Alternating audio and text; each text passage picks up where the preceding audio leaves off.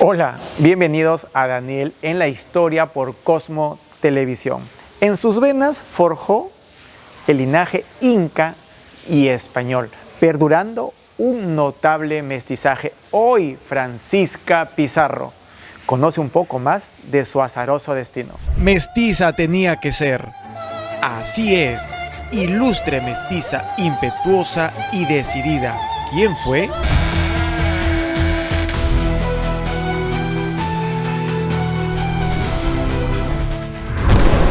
Mi nombre es Daniel Montoya. Desde niño me fascinaron hechos y narraciones del pasado. Lleno de imaginación, viajaba a través del tiempo y hoy lo podemos explorar juntos. Esto es Daniel en la historia. Hoy les contaré la indomable Francisca. Francisca Pizarro Yupanqui nace fruto del amor del conquistador Francisco Pizarro y de Quispe Sisa, sí, ella misma que luego llamaron Inés Guaylas. Por lo tanto, era nieta de Huayna Cápac y sobrina de Huáscar, de Atahualpa y de Manco Inca. Pero yo quiero que nos cuente más datos. Nicolasa. ¡Ay, me sorprendiste! No, mejor sorpréndenos con la historia de Francisca Pizarro. ¿La Paca? ¿Por qué la Paca? Si a los Francisco le dicen Paco, pues a la Francisca le dicen Paca. Muy bien. Esta niña maravillosa nace en Jauja, un 28 de diciembre de 1534, sí. Porque después ya la traen a Lima, cuando fundan la capital del Perú, ya a Lima cambian de capital. La primera mestiza noble, de familia noble. ¿Por qué? Era nieta de Huayna Cápac y era nieta también, ¿no?, de Contarhuacho. ¿Sabes que cuando antes se peleaban como una nación, ¿no? Por ejemplo, la nación inca se pelea con la nación de Huaylas, el jefe de los Huaylas le entrega a su hija a Huayna Cápac para hacer la paz, ¿no es cierto? Lo mismo que pasó con Francisco Pizarro, que a Atahualpa le entrega a su hermana, Quispe Sisa, para hacer la paz. Yo era amiga de ¿cómo se llama? De la Paca, desde chiquitita. Es más, yo le cantaba. Bueno, traen la Paca acá, ¿no es cierto? Vive con su mamá, que era Inés Guaylas Yupanqui, que antes se llamaba Quispe Sisa, ¿no es cierto? Pero a los 4 años Francisco Pizarro le dan los calores de nuevo. Y se va con la otra, con Angelina, ¿no es cierto? Que es Cuchirmay, así se llamaba ella, que era la primera esposa de Atahualpa. Y entonces cambia de mujer y él ya no quiere que su mamá la tenga su hijita, que era Francisca, y había nacido Gonzalito también. Y se los entrega a Francisco Martín de Alcántara y González, que era el hermano materno de él, hija de Francisca González. Pues la mamá de Francisco Pizarro era Francisca González también. Y ahí estaba Inés Muñoz, que era una mujer extraordinaria, maravillosa, que hace muchas cosas acá en el Perú. Lamentablemente en el viaje de España hacia Panamá mueren sus 2 niñitas, que tenía 2 hijitas. ¿No? Pero ella se hace cargo de Francisca y de Gonzalito y les enseña a leer, a escribir, a tocar el clavicordio y todo esto. Una maravilla. Pero pobrecita la Paquita, ¿no? A los 4 años la separan de su mamá y la ponen con la tía. Y ahí empieza la vida de esta niña que era muy rebelde. La Paca era rebelde, extraordinariamente rebelde, atrevida, ¿no? Porque era una niña que venía de la cultura inca, de la cultura Huaylas y de los Pizarros, los españoles, que eran aventureros. Entonces, toda esa mezcolanza de sangre que tenía esta muchacha la hace muy diferente y toda su vida está llena de aventuras que vamos a ir conociendo.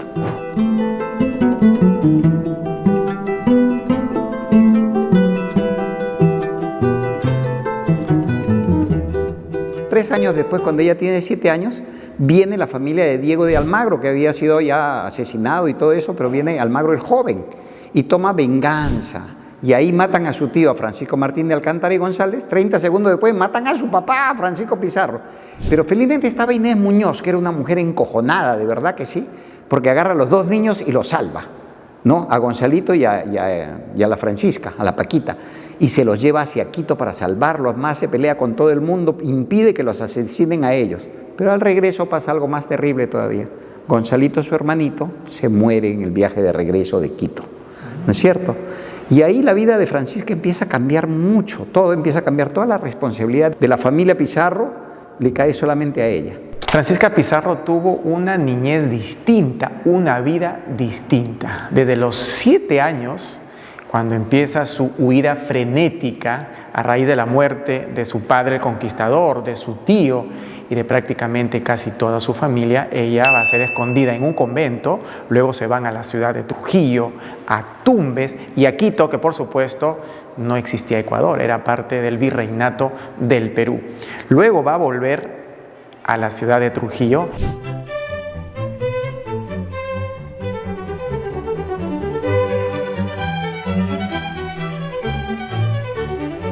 Acá, mira, después que regresa de Quito, que tenía 7 años, va viendo acá, su tío Gonzalo le enamora. Y la corona española tiene miedo de que Gonzalo con Francisca hagan un nuevo reino acá.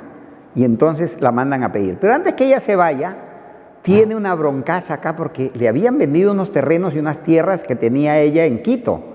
Y se pelea hasta con el rey de España, es la única. Nadie se atrevía, ni los virreyes, a discutirle al rey de España, pero ella sí le manda una carta al rey de España diciendo que devuelva esa plata, ella devuelve la plata y que le devuelvan las tierras.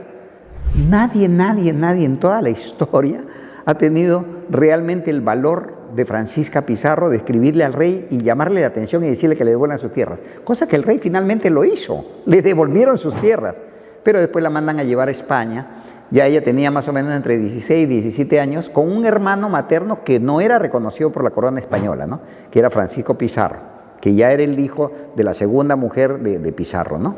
Y a los 11 años se va a encontrar en Lima. Y miren lo que había maquinado su tío Gonzalo Pizarro: desposarla, casarse con ella. Era lo que él intentaba, tener un reino, formar una monarquía totalmente alejado de la corona peninsular. Por supuesto, solamente quedó en idea y eso se esfumó cuando fue vencido y cuando Gonzalo Pizarro finalmente fue asesinado.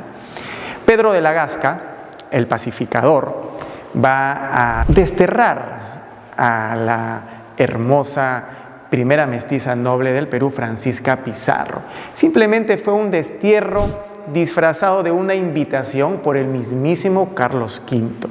El padrastro, el que se había casado con Quispe Sisa, que era Fernando de Ampuero, lleva toda una documentación de cuánto gastaban y dice que gastaron un montón de plata. Obviamente ella antes de irse dejó una donación para hacer un convento, ¿no? Dejó para hacer las capillas de la Catedral de Lima. Después gastó un montón de plata en cada isla que pararon a comprar agua y comprar cosas y comida. Ella compraba joyas, compraba todo lo que le da la gana. Su hermano, Francisco Pizarro, que era su hermano de parte padre nada más de medio, sonsonazo, llegan a España, no pasa nada con eso. Y cuando llegan a España, su tío Hernando Pizarro estaba en el castillo de la Mota, estaba preso. Y ahí lo juntan con él. Él tenía una mujer que inmediatamente la botó de ahí del castillo de la Mota, ¿no? Para recibir a su sobrina. Y maravilla, no se le ocurrió mejor cosa que casarse con su sobrina. Y era un hombre 30 años mayor. Tuvieron una mano de hijos, o sea, 5. ¿5 hijos? 5, sí. Una niña que nació muerta y después 2 niños y 2 niñas. Pero después todos se fueron muriendo hasta que solamente le queda su hijito, que era Francisco Pizarro Pizarro. Y ahí vamos a ver qué más pasa con eso, porque ahí hay otra historia del valor de esta mujer y las cosas que se atreven a hacer.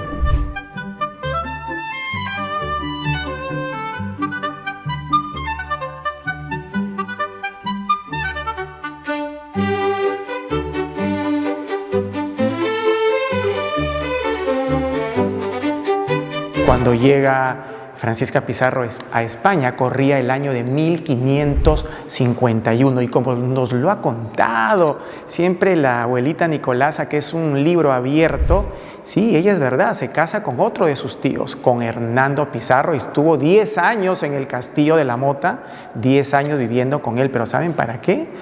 Para poder salvaguardar sus bienes, sus propiedades.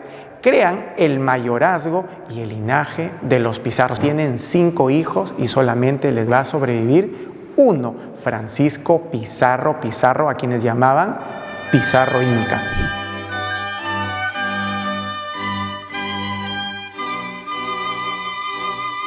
Ay, y les cuento más. Poco tiempo después, o harto tiempo después, salen del palacio, del castillo de la Mota, quedan libres, y ella se va a Trujillo de Extremadura, donde hacen el Palacio de la Conquista. Y ahí hay unas esculturas maravillosas, porque pone a su papá, pone al rey, pone a su mamá también, y una de la misma Francisca, hay una escultura de su rostro de Francisca ahí, ¿no? Y cuando van alguna vez, si van a España y llegan allá a Trujillo, pueden ver eso. Y al frente está la iglesia, y frente a la iglesia está el monumento de Francisco Pizarro, igualito el que tenemos acá en Lima. Bueno, ¿qué más les cuento? Queda viuda, poco tiempo después, como a los 45 años queda viuda, y de ahí su hijo se casa con una chica de la nobleza, pero que económicamente estaba muy mal. Y resulta que esta chica tenía un hermano menor, ¿no es cierto? Y ella se enamora de este muchachito, que era el hermano de su nuera, un chico que era más o menos 20 años menor que ella, y se casa con este en segundas nupcias. Oye, y vivieron una fiesta realmente durante 18 años.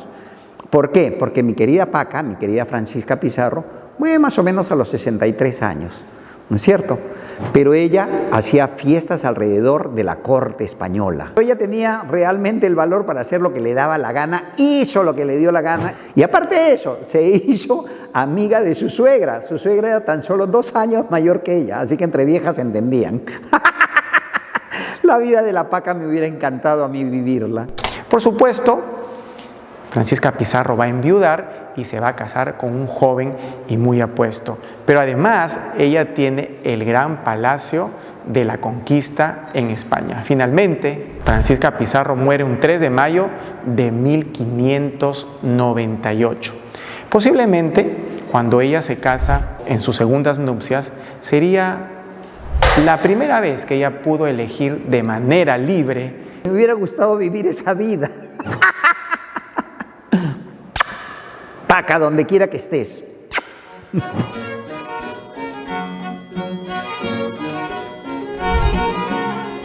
Durante la existencia de su vida, en sus años, Francisca Pizarro escribiría hasta 3 testamentos. Por supuesto, el válido es el último, el que se acercó a sus últimos días. Y en ese testamento hace un recuento de sus bienes, entre ellos una esmeralda que le obsequiaría a su padre, el gran conquistador Francisco Pizarro. Además, habla también de unas perlas de Panamá. Esta joya, esta esmeralda, se le llamaría la huérfana. Así, esto es una joya muy riquísima. Ya nos contó Nicolasa que era la mujer más rica de América. Por supuesto, y esto no quiero generar una controversia ni ninguna división, pero la diferencia del mestizaje que tuvo Francisca Pizarro con el hijo de Hernán Cortés, con Martín Cortés, el hijo con la Malinche o la Malinche, como le conocen, es que esta última no fue una princesa azteca, fue una mujer esclava, mientras que Francisca Pizarro descendía de las grandes élites, nieta de emperadores, y esa es la gran diferencia. Francisca Pizarro, con su vida, con su misma encarnación, fue la fusión de los dos mundos. Con nosotros, hasta la próxima, y nos vemos cuando volvamos a entrar en la historia. Desde su arribo a Perú, no solamente conquistaron almas y evangelizaron, y además de crear conventos e imponentes iglesias, crearon colegios, instruyeron nativos y mestizos. Hoy, la Orden de los Dominicos. Frailes de la capa negra, ¿quiénes son y cuándo llegaron? Ríndete a su esencia mística.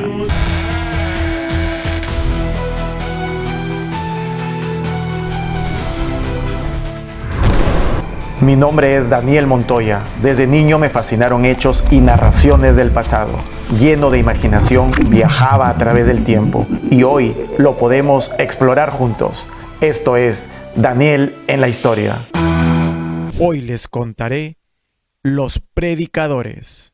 La orden de los predicadores, más conocidos como los dominicos, nació hace 800 años, gracias al corazón misionero y contemplativo del fraile español Domingo de Guzmán.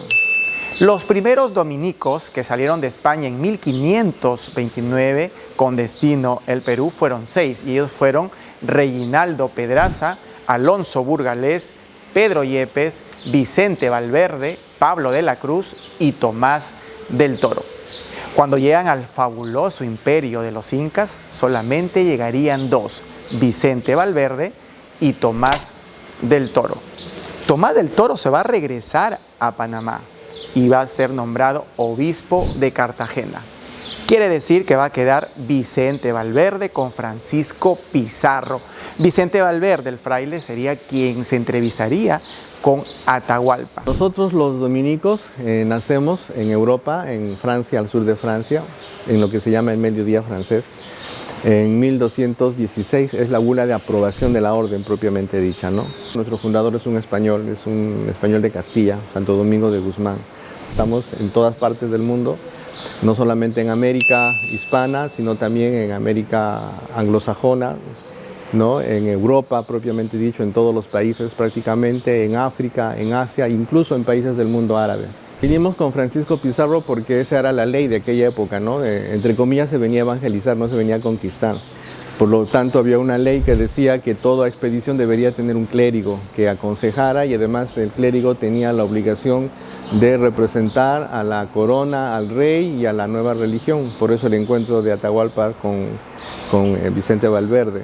Según algunas leyendas, afirman que tras sus anchos muros, jardines y decoradas paredes con azulejos, yacen ocultos, espléndidos y riquísimos tesoros. Bueno, los tesoros eran pues los azulejos sevillanos, ¿no? Que son de 1604, de 1606 y 1620.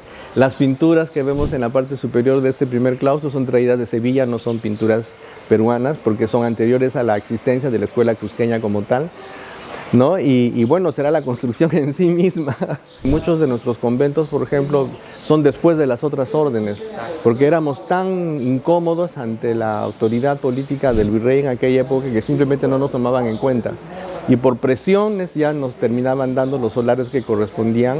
Fue un convento que se fue construyendo por añadidura, como quien dice, ¿no? Primero el claustro o la iglesia, ¿no? Y después la sala capitular, y después la cocina, y después la biblioteca, y después que así fue creciendo por añadidura. El templo de Nuestra Señora del Rosario, conocido como el Templo de Santo Domingo, duró 50 años en poder erigirse. Desde que Francisco Pizarro con la orden dominica pusiera la primera piedra, fue una casa de adoración y para la predicación de los fieles, tanto de los nativos como de los peninsulares. El templo es de época virreinal, desde el inicio prácticamente, pero en aquella época no tenía la planta basilical que tiene ahora, ni tampoco la arquitectura era neoclásico renacentista como está ahora. Antiguamente era gótico isabelino, tenía el techo mudéjar y respondía más a los parámetros propios de la arquitectura virreinal, ¿no? Que teníamos en aquella época en la ciudad de Lima. Se llama Nuestra Señora del Rosario porque está dedicada a la Virgen del Rosario y la imagen principal la tenemos justamente atrás. Lo único que quedó del barroco original español es el púlpito. Había momentos en los que se predicaba simplemente y se utilizaba el púlpito para predicar y normalmente era un lugar céntrico en donde todo el mundo podía escuchar y todo el mundo podía ver. Los materiales que se usaron fueron la piedra para los muros, también el adobe, el ladrillo y la quincha que vamos a apreciar en otras partes de la iglesia y de este convento. Sin duda, una casa de adoración, sobre todo para adoctrinar a los fieles. La sillería del Coro de Lima es la más antigua de la ciudad de Lima, ¿no? Es una sillería que está puesta paradójicamente en un segundo piso frente al presbiterio, porque tradicionalmente las sillerías están detrás del presbiterio o adosadas al presbiterio. En nuestro caso está completamente al frente. Tenemos un Cristo que estaba en el coro alto, que es un Cristo muy sangrentado. Por eso está asociado ahorita a la preciosa sangre de nuestro Señor Jesucristo y que es de 1619, ¿no? Estoy en la parte superior, en la sala coral, frente al altar mayor en el convento de Santo Domingo, en esta iglesia. Y es la sillería más antigua del país, hecha en cedro. Los personajes bíblicos no solamente serían los apóstoles, sino todos aquellos personajes que aparecen en las Sagradas Escrituras. Qué emocionante sería imaginar la sinfonía, las voces, tanto en latín y como en quechua. Épicamente, un canto celestial.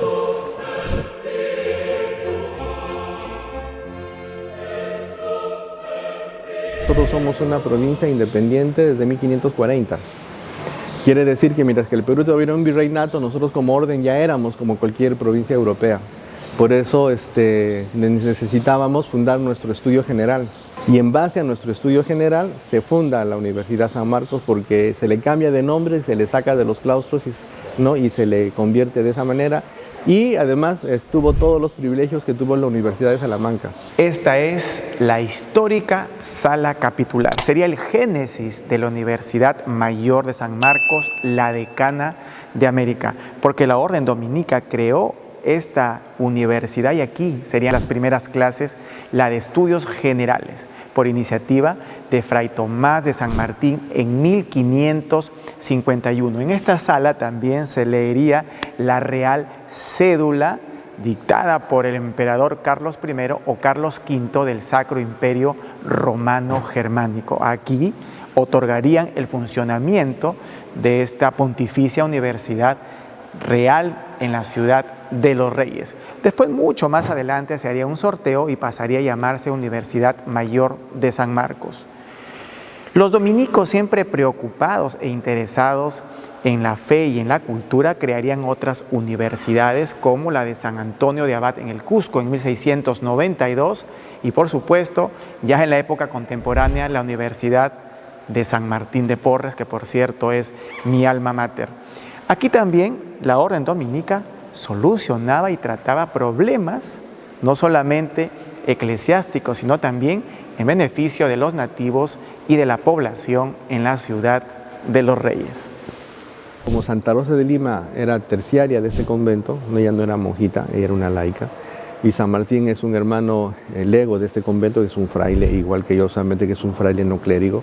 Obviamente estaban enterrados aquí. Tenemos restos de primer grado, reliquias de primer grado de San Martín de Santa Rosa y de San Juan Macías. Este recinto de esencia sagrada y misticismo acoge los restos del primer santo mulato de América, San Martín de Porres, también las venerables reliquias de San Juan Macías.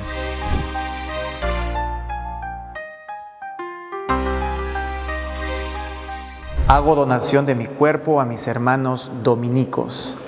Esta es la tumba más grande de América. Aquí reposan los restos de la Santa de América, Santa Rosa de Lima, y se encuentra bajo la sala capitular.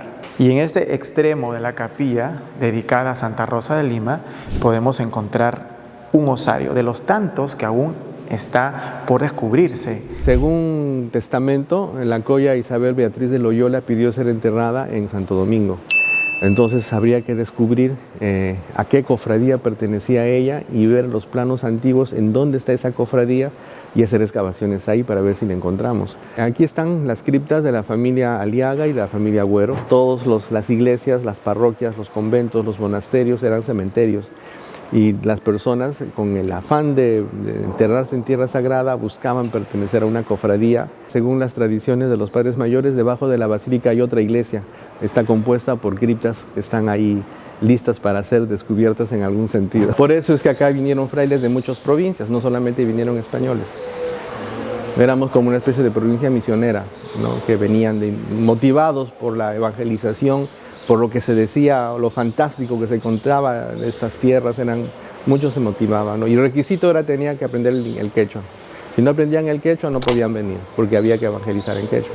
Posiblemente esta biblioteca sea una de las más importantes de todo el continente americano. Este es el legado que nos da la Orden Dominica, la biblioteca en el convento de Santo Domingo, con más de 25,000 ejemplares, entre ellos manuscritos, firmas, biografías, mapas, cartografía. Un hito interesante en cuanto al vocabulario fue el famoso lexicón, el vocabulario del Perú llamada quechua, iniciativa de Fray Domingo de Santo Tomás en el año de 1560. Le darían un sistema gramatical al quechua. Esta gramática fue el primer idioma americano que vio la luz y que se imprime con este vocabulario. Excelente y extraordinario legado de esta Orden Dominica.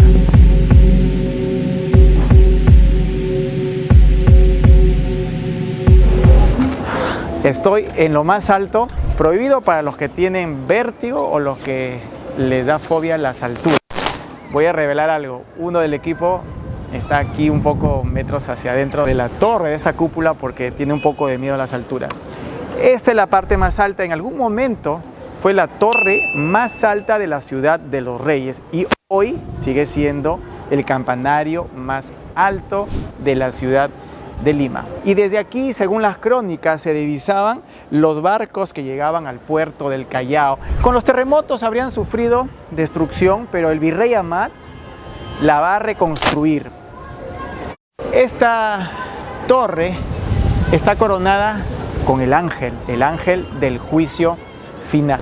Sin duda una vista privilegiada, y quiero también comentarles que ProLima hizo una intervención espectacular, alucinante, interviniendo casi 100 especialistas entre arqueólogos, arquitectos, historiadores del arte. Esto es la Orden Dominica.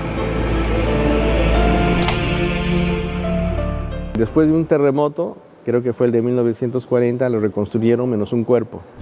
Entonces tiene como 10 metros menos de lo que debería tener, ¿no? Y de la altura que tiene ahorita, sí, en verano, cuando está medio atardeciendo o medio amaneciendo, se puede ver el Callao. Abarcaba desde Panamá hasta Chile, sin contar Brasil, que tiene otra historia, ni tampoco Venezuela, que era una capitanía general de Caracas. Todos los demás eran provincia del Perú. Y nuestra curia, por ser una provincia súper grande, era lo que ahora es el Palacio de Zambela o la Casa Oquendo, que perteneció a esas personas anteriormente, pero antes de eso era la curia de la provincia San Juan Bautista del Perú, así nos llamamos. El escudo blanco y negro está representando nuestro hábito, ¿no? Está puesto así.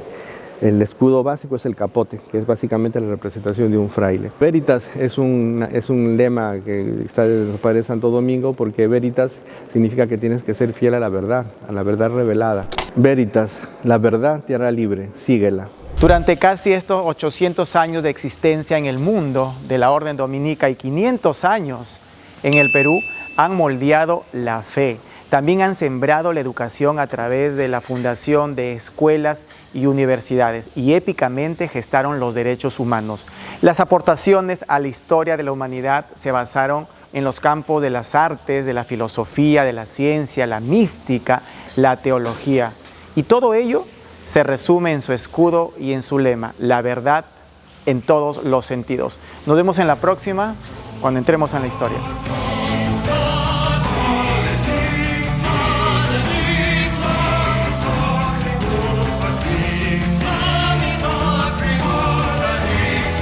Más de 800 años de legado cristiano. Desde aquí, desde el convento de Santo Domingo, me despido y nos vemos en la próxima cuando entremos en la historia por Cosmo Televisión.